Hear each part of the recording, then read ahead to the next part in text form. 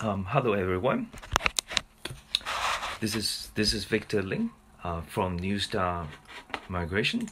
So this afternoon, before we get started, I'll do a bit of introduction of myself. My name is Victor Ling, and I'm the branch manager of New Star Canberra. I'm a migration registered agent and a member of Migration Institutions Australia.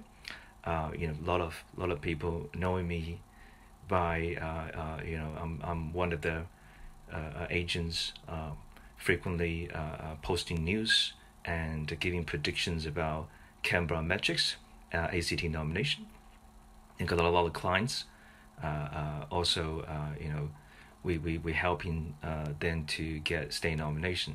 So this afternoon, I'd like to talk about the visa and the migration policies impacted by COVID-19. Recently, we get a lot of inquiries about their visa extensions, about some people stuck in offshore and some people remain in Australia, but facing the situations their visa is running short. And also there are a lot of clients asking about their migration plans in terms of submitting ACT nominations or other states nomination programs. So this afternoon I'm going to speak, sometime 30 minutes around to talk about something we know, some information posted by the government recently, and hope those information will gather together will help you to better plan your your in terms of your migration plans or your visa applications in the coming times. So before the first part I would like to talk about is the COVID-19 situations. We're not experts. I'm not expert of medical expert in any way. I would just like to share some information about this coronavirus. Up to till this morning, I got some figures online.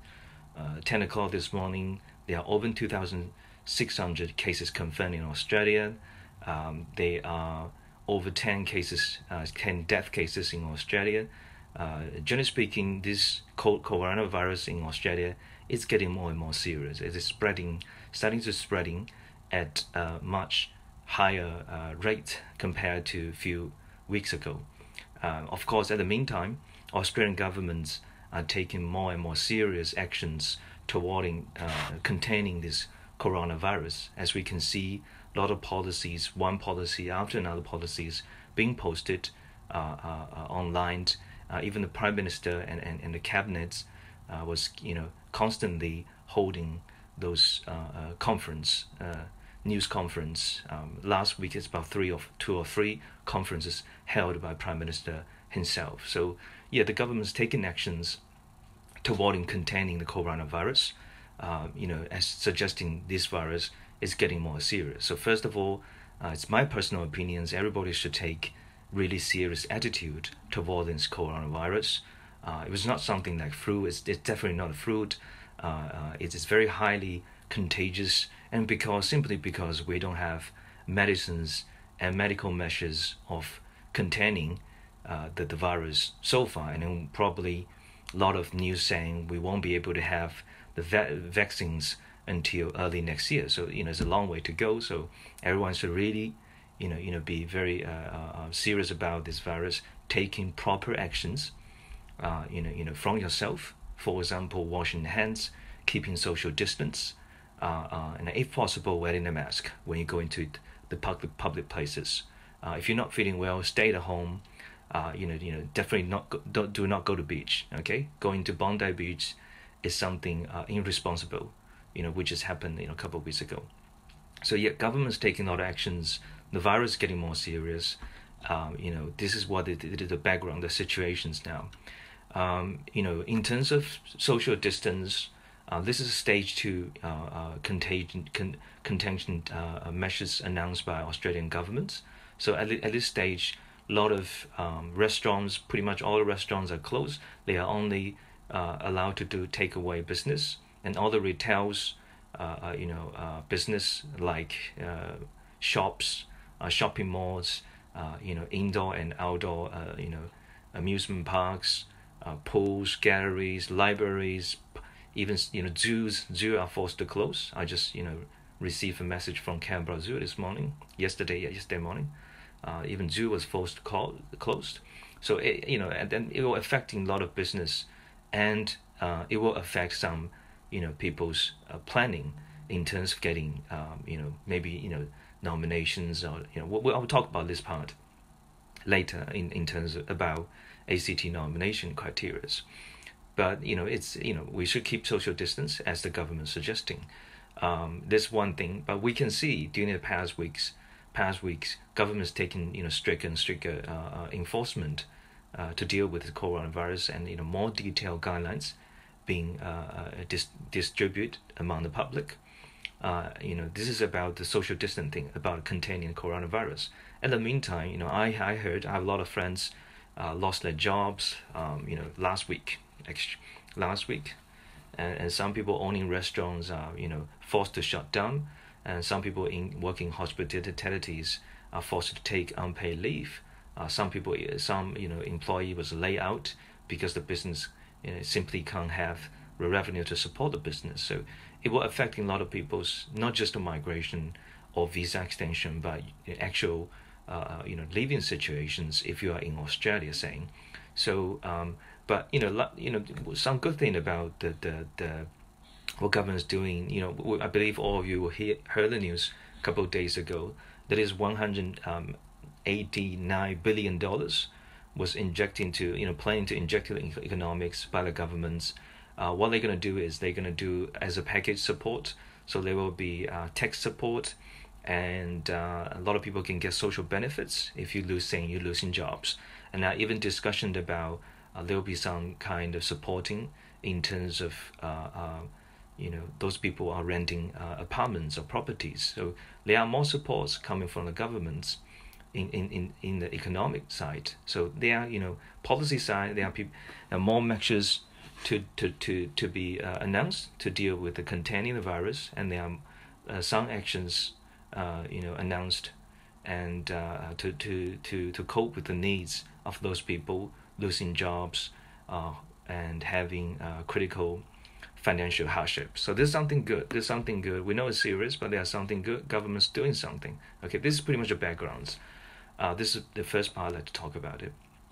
The second part I'd like to talk about, it's about travel ban. Okay, technically speaking, when we speak about travel ban, there was now it's not just a travel ban for those people who want to enter Australia, but also for those people who want to leave Australia. Okay, I'll split the topic into those people who want to traveling from overseas. So currently at this stage, all people except Australian citizens, Australian permanent residents, and immediate families of Australian citizens or permanent residents. Here, the definition of immediate family members, it means your spouse and partners. Parents are not included. Parents are not included under the definition of immediate family members. So only Australian citizens, permanent and immediate family members of those two groups. Now, of course, New Zealand, citizens who are long-term, Australian residents are permitted to enter Australia. The rest of groups, all the groups, all the other type of visa holders, whatever is 485 visa holders, student visa holders, any type of visa holders are not allowed to enter Australia. It happens, weeks ago. Even those people who are allowed to enter Australia, that means Australian citizen, permanents, and those immediate family members. When you enter Australia, you're asking to do a self-isolation for 14 days. So there are a lot of restrictions, a lot of restrictions, strict restrictions in terms of letting people enter Australia. That is very good. Yesterday, the government announced we call it this travel bans for those people who want to leave Australia. Again, definitions are similar. Australian citizens and Australian permanent residencies are restricting from traveling overseas. Okay, that means you simply can't leave this country.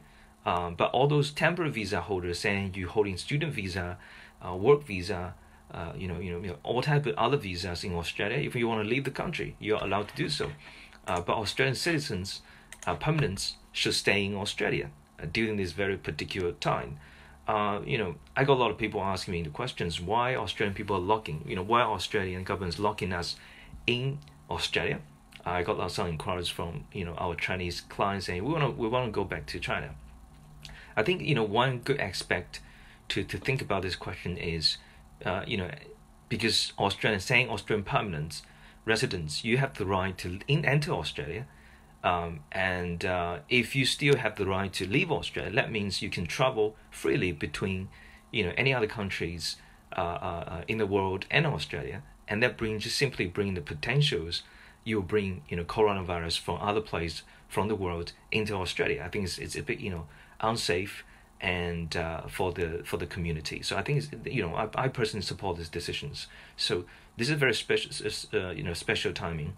Government is doing raising up the requirement, raising up the standards of containing the virus. So we have confidence in the government. So no people is going into Australia and no people is leaving Australia. If you leave Australia saying you're holding temporary visa, then you are not allowed into Australia. That make Australia community much safer. So this is what happened in terms of a traveling ban. So you can't, majority of people come enter Australia, and Australian permanents and citizens can't leave Australia. This is what happening now in terms of travel ban.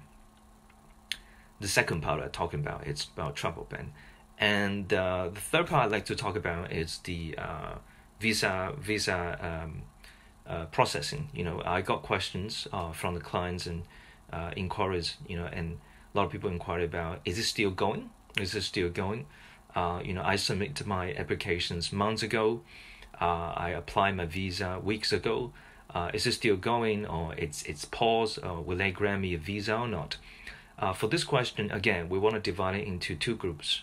First group are those people currently are offshore, which means you're not in Australia. Currently, what we can see from the figures from the department is currently, if you are not in Australia, only certain type of visas is still going. That is student visa. So if you're applying student visa and you're not in Australia, we still see some cases being granted. That's one type of the visa, student visa. And the second type of visa, we can see cases that have been granted are the tourism visa, and limit to those applicants who are direct family members of Australian permanents and citizens. That is saying, parents of Australian citizens, which can still see tourism visa cases being granted. That's two types of the visa. We can still see cases being granted. But the rest of other visas, we don't see, being granted. For example, other common kind of visas. And that's for the visa applications. What about those permanent visas or provisional permanent visa? That means saying subclass 491, subclass 190, subclass 189. The feedback from the department actually issued a notice a couple of weeks ago saying it is under processing, and which means case officers are still, those cases being, still being assigned into case officer, and the case officer will allocate time to looking onto the cases, but they will not be granted until the travel ban were lifted in the future. The reason I think it's pretty easy to understand, that is, if saying your permanent resident get granted now, according to the current travel ban rules, you can enter Australia, but you've been staying overseas in any of the countries, maybe one of the serious contented countries for weeks and months, and when you enter Australia, you will bring the potential of spreading the coronavirus. That is probably the consideration, but basically suggesting visa won't be granted until the travel ban has been lifted, but it will be assessed. Okay, so majority of the visas was not assessed at all. Okay, it was stopped, pause. Okay, and for the permanent visa, provisional permanent visa, they're being assessed, but they won't be granted until the travel ban has been lifted. Okay, so that's for the group of the applicants who are currently offshore. And second group, would like to talk about onshore applications. If you apply your visa onshore, you are still in Australia now, saying pretty much we can see all those figures suggesting assessing time, the visa granting time, it's within a reasonable range. It's normal, basically. We're saying it's normal like before. Saying even take some subclasses. For example, saying tourism visa. We think it's even easier to get tourism visa now because of the coronavirus spreading all around the world. So the people applying for extending tourism visa or applying tourism visa after their current visa expires, saying your student visa expire, your temporary visa expire, you want to apply for tourism visa in Australia, simply to get to buy more time in Australia for the purpose of traveling or for the purpose of staying with your family members. We generally can think it's even easier for the applicants for the application to be granted. That's for the tourism visa subclasses. For the rest of the the permanent visas, the assessing speed, it's within normal range. It's still within normal range. So as long as you're in Australia, I don't think unless the Department of Home Affairs have been shut down completely, probably they won't be. You shouldn't be worried about. You shouldn't be worried about that the visa application will be stopped. And even now, for example, the lot of officials, government officials, starting work from home. We can still see the application being processed. So they work from home. It doesn't delay the application, not as we can see. Okay, so that's for the visa assessment. Expat, onshore and offshore. Offshore, pretty much everything stops. Onshore, everything it's normal. Then, as I mentioned, we get quite several inquiries. We get quite many recently. For example, people are asking, my student visa will expired. My student visa expired, but I'm not in Australia. Okay, and that means you can't come back. And what if saying I have 10 months of student visa left when I come back? I only have, let's say, you'll be able to come back in 6 months' time, and you only have 4 months left. What gonna happen to my visa? What gonna happen to my, will the school issue you the new COE? Currently, the suggestion by the departments, even you can find those information on the department's website. That is, the department suggesting that is a possibility. That I think it will be. The solution will be when you return back to Australia, you'll be able to inquiry or make a request to your education provider to extend your confirmation of enrollment arrangements. Then you can use this COE to extend the visa because there's a certain amount of time you're not in Australia, you're not studying, you simply cannot return back to Australia because of the virus situation. So.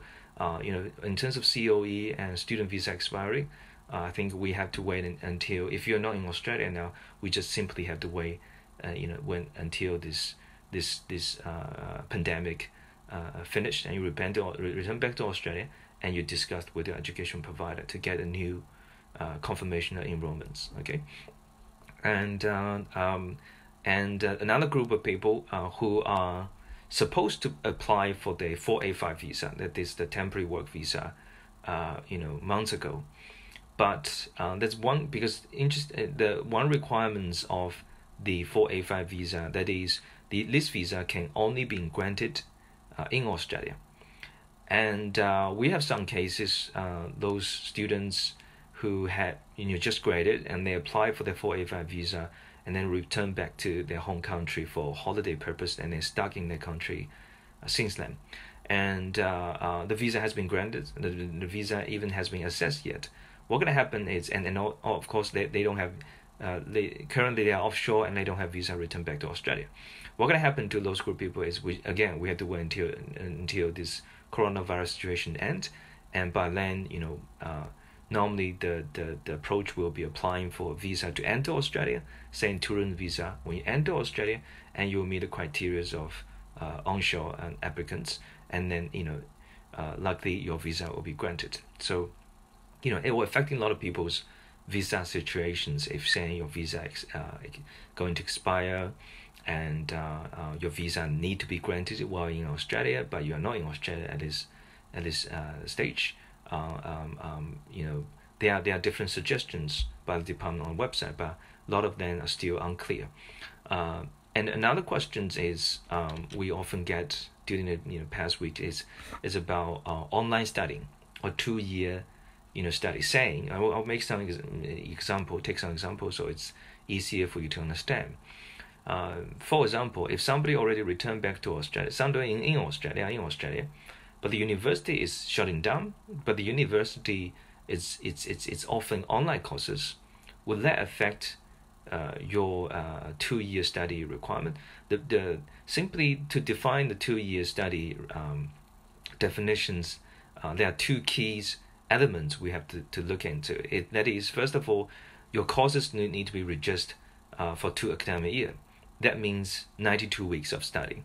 And second thing is you need to be physically in Australia for at least 16 calendar months to complete the course. So if your course has been switched to online courses, and that is something implemented by your education provider, we believe that meet the requirements. It is within the curriculum. It is part of the curriculum. The only way is about the way of delivery, the teaching, the way of delivering the teaching, and that is arranged by the education provider. It will be recognized as the part of the study. That's first thing. Second thing is, because you are in Australia, so you are physically in Australia, for completing the study. So as long as your courses is completing, the whole course is completed within 16 months, and the whole course, the whole degree courses lasting for 2 academic year, you should be able to meet the 2-year study. So that's for situation 1. If you're in Australia and the education provider asks you to study online, that should be fine. But second group people, that is, if you are not in Australia and the education provider offer you the options to study online, according to the current requirement, that is, if you study online and you're not in Australia, well, you're not physically in Australia for the complete the course, it pretty much reduce your overall time for the definition of physically in Australia. So you have to be very, very careful about the time. Let's say you're staying offshore for 6 months time. That 6 months time will not be calculated as you're physically in Australia for that 6 months calendar minimum months for the purpose of 2-year study. So bear in mind, you have to calculate your courses to make sure you will be able to meet the physical 16 months requirements. Okay, so before you choose to switch to online study, bear in mind, if you want to apply for the work visa in the future, the 2-year study requirements have a term that is 6 months physically in Australia. So this is what's going to happen, in terms of online studying and 2-year studies requirements. So it will affecting people, and not just now. It will be affecting some people's planned in the future. But in terms of any kind of amendments of this requirement, saying if we will the departments change the rules or give some grandfathering periods for those group of students, there was no confirmed news yet. So that's about 2-year study requirements. You have to be in Australia 16 months calendar months to complete the course, and the course need to last for 2 years. Okay, so if you're looking to apply 2-year study, you want to make sure you follow the lines, follow the rules. And recently there are even news, actually it's facts about the medical services. Applicants apply for student visa, tourism visa. They've been asking to do a medical check as a part of the requirements of the visa granting policy. But the medical center, let's say Bupal medical service centers, was shutting down due to the coronavirus. What's going to happen to those people? The information's posted on the department's website, and we even get some information from Mia as well. That is, the department has aware of the situations. They will take these into considerations in terms of requiring the applicant to provide medical testing result. So that means if you've been contacted by the department to providing the medical result, but you haven't get a chance to do the medical test because of the closure of the medical centers, what you have to do is the department will give you the chance to respond, and you simply just have to respond to the department saying this is the reason. What's going to happen, we're assuming what's going to happen is they're going to postpone the visa application process, and then until you'll be able to do the medical check. Okay, so that's something, because there's something out of control, out of your control, out of control. It's actually even out of control of the medical center. It's something. It's because of the coronavirus. Okay, so if you have this problem, what you have to do is just try to book the appointments whenever all those medical centers become available. Otherwise, just waiting for the response. The department might not contact you. The department might simply just postpone the application until all those medical center becomes available. Okay, and if you are in Australia and your visa is about to expire, again, there are only two options. One, you choose to extend another visa, or you have to leave Australia. Currently, there was no other options. There was no policy about, because of the coronavirus, you can simply stay in Australia without visa. There was no such options. Okay, bear in mind, there was no such option. The government not saying you can stay in Australia because of the situation, even you don't have visa. You need to have a visa. Okay, if you choose to stay in Australia, as I'm saying, extension visa purpose, normally what's gonna happen is look at the visa you're holding now. If there's any condition attached to your current visa, and saying, for example, you're holding tourism visa and you have a condition of A503, that means you can't apply another visa in Australia unless you're requesting a visa. Then what you're going to do, you have to request a visa first before you're eligible to apply next visa. Otherwise, you can't simply passing the application system. So you have to check the condition attached to your current visa, then make the decision about if you want to stay in Australia, what are the best options for your visa extension purpose. So yep, that's about the visa part. So this is about the third part, and the fourth part, the last part I'd like to talk about, it's the state nomination, particularly specifically ACT nomination. Which are what we did quite a lot on daily basis.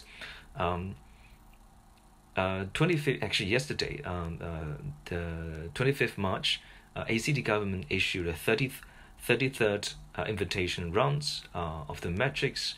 The figures can be found on the website as well. Currently, there was two strings in Canberra. One is 190 nomination string. One is 491 nomination string.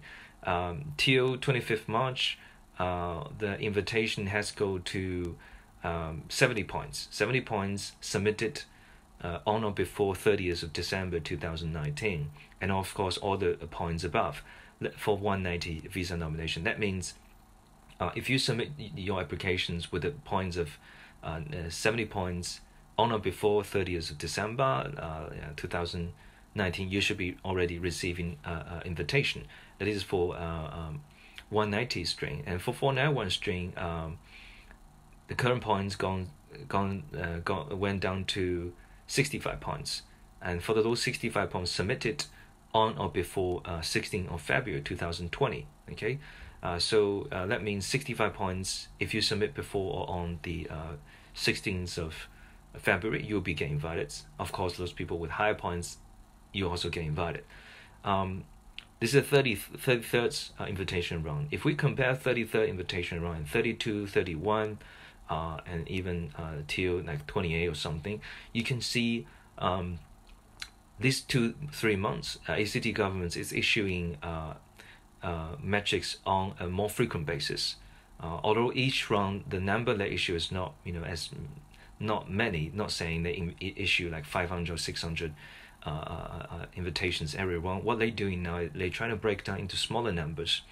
Every time 60, 70, 80 invitations, but I do it on a very frequent basis, like 2, 3, 4 rounds each month. The reason why is as we can see and as we can predict, that is they are actually lower acceptance rates during the past 2 months due to the coronavirus and due to the travel ban policy. A lot of applicants, they apply for these metrics but they didn't get a chance to come back, or they didn't some of them even not choosing coming back to Australia for some reason.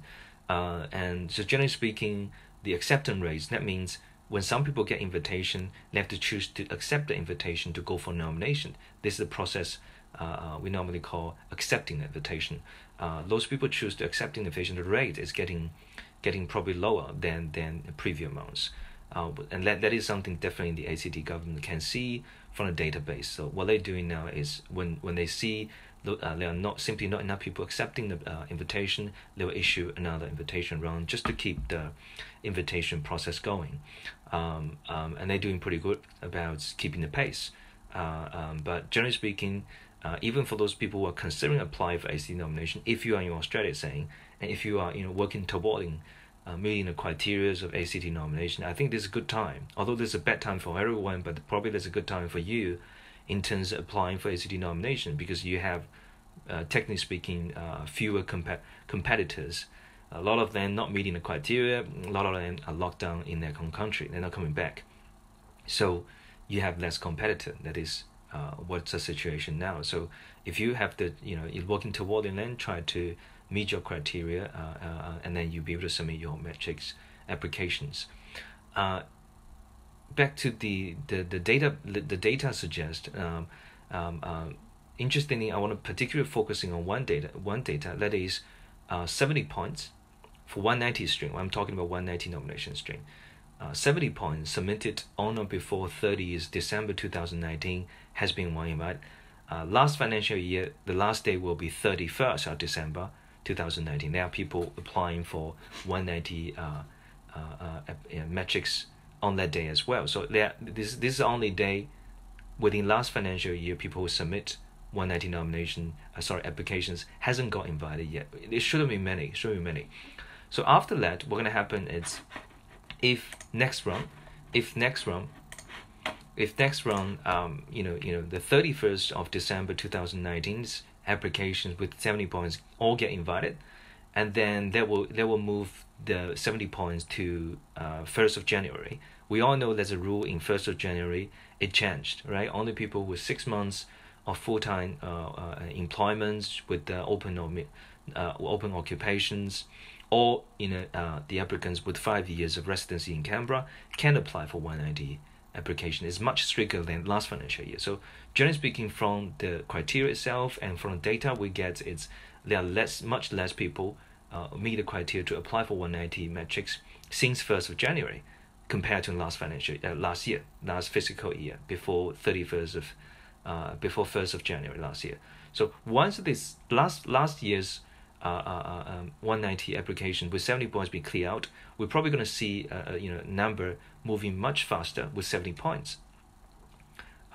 Because there are definitely fewer people with 70 points this year since 1st of January. So we're probably going to see the 70 points invitation pace is moving much faster, because if we see last financial year, if we see the 32nd and 33rd invitation rounds, we see sometimes they move a couple of days, sometimes they move one or 2 weeks, but probably starting from the 34th or maybe even 35th rounds, we're going to see the 70 points moving ahead by weeks. Okay, so 70 points will be clear out. Probably we're keeping up to date till March. After last year's applicants get invited, we're probably going to see all 70 points be cleared out very soon. That brings to another questions. I got clients with 70 points. They're not worried about getting invited. It's all about timing. What about 65 points? Yes, that's the question. That's actually the topic I want to bring up. Let's go back to see the 22nd rounds. If that's also on the website, go have a look. 22nd round is the last round. Those people with 75 points get invited. If you're going to see that, that invitation round happens on the 24th October 2019. On the 24th October 2019, all 75 points get invited. All people get invited. 75 points. Bear in mind that's a 22nd October. So that means, and that's the last round. People with 75 points get invited. So after the 24th October, no one with 75 points get invited. Saying if as I predicted, maybe up to 35th or 38th rounds, all the 70 points get invited. Then it was starting to invite 55 points, right? When would that comes from? Okay, it should be coming from anyone who apply with 75 points, starting from the 25th October. So you can see they were starting to moving, the invitation were going backward to the 65 point queue, and they were starting to clear out anyone applied with 65 points from 25th October and then moving forward, right? Bear in mind, and that is what's going to happen now. But that's another interesting figure. We all know each invitation only lasting for 6 months time. Now it's the 26th of March, so we really have to see when they're starting to inviting 65 again, when all those 75 points get cleared out from the pool. If that happens sooner, then those people with applying in 25th October should got a chance, because that's still within 6 months period of time. Let's say end of April, it is still within 6 months time if you apply 25th October. But if they starting to invite people with 65 points, let's say in May, then you probably don't got a chance, because your application, that particular application back in late October, will already expired within the pool. So this is very interesting. 6 month time, and then if it's not within the 6 time period, your application will be expired automatically. If it's within the time, then you'll be clear out. You are on the front rows of the line. Okay, so this is what I'm saying. My personal opinion is 65 points definitely get a chance to get invited this financial year, because my prediction is 70. There won't be enough 60 points till the end of this financial year. There will be some 65 points get invited, but it's really about which months will get invited. Probably October ones, probably November ones. Okay, so just keep track on our Facebook. We post the invitation rounds. Everyone will post the invitation figures on our Facebook page. And another question I've been frequently asking by my clients and potential clients, that is, will ACT government have enough allocation to issue to the applicants? Will they run out of their quotas before the end of financial year? All I can say is there are some figures can help us to see the processing of the migration metric program. Department's website have a figure by the end of January 2020. There are 807 allocations altogether. That is including 190 and 491 subclasses altogether. They're issuing. HT government issued about 800 allocation. By the end of January. We all know this financial year, ACT government has 1,400 allocations. So that means, February till the end of this financial year, that is June, February, March, April, May, and June. That is 4 months. They still have a couple 600 left. So each month, I'm showing the government setting somewhere around 100 to 125, 100 figures. 150 figures to nomination to issue to the applicant. So, and then they're doing this. If you ever see the data tracks, the numbers they issue for the nomination, not just by January 2020, even back to some months last year, they're doing pretty well on even pace, issuing nomination somewhere around 120, 150. Kind of figures. So they're doing pretty well, try to distribute all those allocations evenly into every month. So my personal understanding is there's nothing to worry about if the AC government going to run out with the state nomination figures, allocations, let's say in May. Probably won't happen. Maybe what's going to happen is probably at the end of June, they will run out the figures. But what happens last financial year, if we take last financial year as examples, at the last month, ACT government going to adjust their figures in order to meet the target. So if, let's say, at the end of June or at the beginning of June, they start to see they still have 200, 300 allocation left, what's going to happen is they're going to issue a lot of invitations. So, those people, just pay attention to the June invitation rounds. Probably the figure will jump higher than before under the purpose of ACT government trying to meet the target. And that's something probably going to happen at the end of this financial year. Okay, so this in terms of the figures, in terms of the invitation rounds, And there is also a notice posted by ACT government office. That is the, if you want to request a waiver of continuous employment eligibility, that applies to people saying affected by travel ban, be able to return back to Australia, or you being asking to do a 14-day self installations installation, or you won't be able to continue your employment because of the business closures or your hours being reduced. So the general rules for this continuous employment, simply put saying, if you cannot continue in your employment due to uncontrolled reasons, let's say travel ban, 14-day self-installations, business close-down, your continuous employment eligibility will not be affected. So the government is not saying, because you're not getting job and not getting pay, and your continuous employment stops. We all understand that continuous employment eligibility is something a lot of people try working hard to meet before applying for the metrics, because you can't stop even one day during the whole process.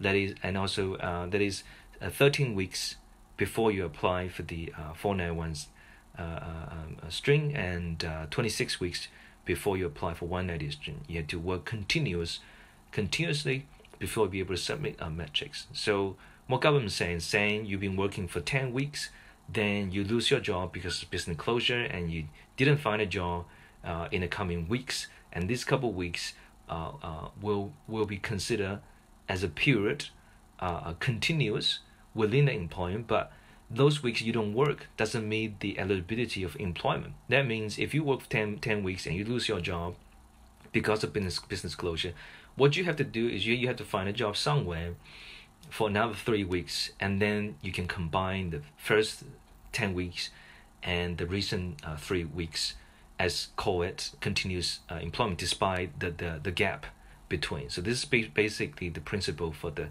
continuous employment eligibility waiver policy announced by ACT government. That is something very friendly, I was saying. They are considering, and ACT government try to encourage more people to apply. I can tell they try working very hard trying to get more people to get invited, but rules are rules. They can't simply say you don't have to work. We try to load down the requirements for the eligibility in order for you to apply. That's probably not the situation, but they're trying to make it as flexible as possible for those people trying to meet the eligibility. And that's something about the ACT nomination. And there are also other institutions affected by the coronavirus, saying AAT, professional years, skill assessment bodies. A lot of them are affected.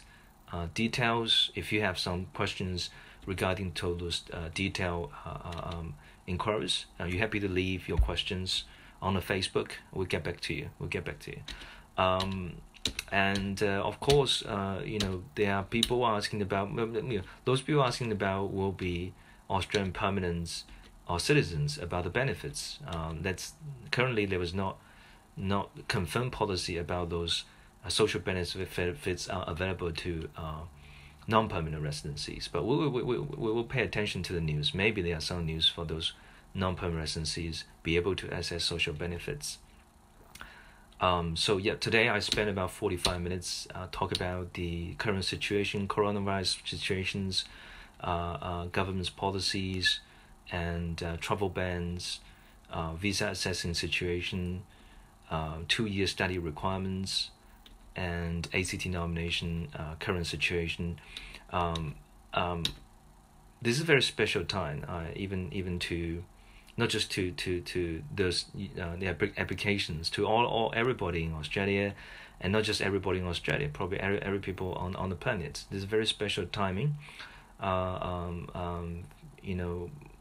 just want to say to everyone, this period of time, we understand visa extension is important, migration purpose is important, but the priority is definitely to keep healthy. So try to follow the rules of the government, even probably work a little ahead of the government's policy, saying keep the social distance, try to work from home if it's ever possible. That pretty much just reduce your chance of contacting any potential coronavirus carriers, and wear a mask wherever you go to the public places. I know that we have, when I say we, I would say a lot of Easterners and Westerners have different opinions in terms of wearing mask. Some people think it's not necessary, but generally speaking, it will reduce your chance of getting any kind of spreads from other people, and better protect yourself, particularly when you are not feeling well. Stay at home. Don't go to the pub, don't go to the beach. Report to the health relevant departments. Get yourself checked. I